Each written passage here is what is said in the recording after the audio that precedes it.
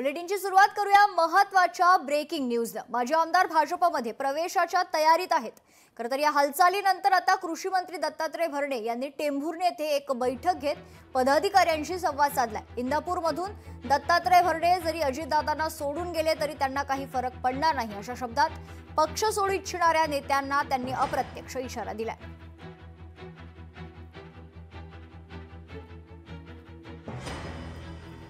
गेलेले आता मी तुमच्याच माध्यमातून ऐकते, अजून तरी आजपर्यंत कुणी आमच्याकडनं आमचा पक्ष सोडलेला नाही। त्यांचाही दादांवरती आणि दादांचा त्यांच्यावरती विश्वास आहे, त्या बाबतीमध्ये कुणी केलेलं नाही। जर त्यांचा कोणाचा गैरसमज असेल तर तो गैरसमज दूर करण्याचा प्रयत्न हा राष्ट्रवादी पक्षाच्या माध्यमातून दूर केला जाईल। उद्या दत्तात्रय भरणे जरी राष्ट्रवादी पक्ष सोडून गेला तर दुसरी राष्ट्रवादीची टीम प्रत्येक ठिकाणी तयार असते।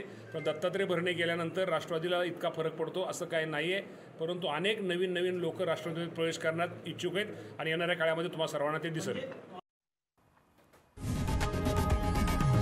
लोकशाही मराठी ऐका, पहा, जागरूक रहा।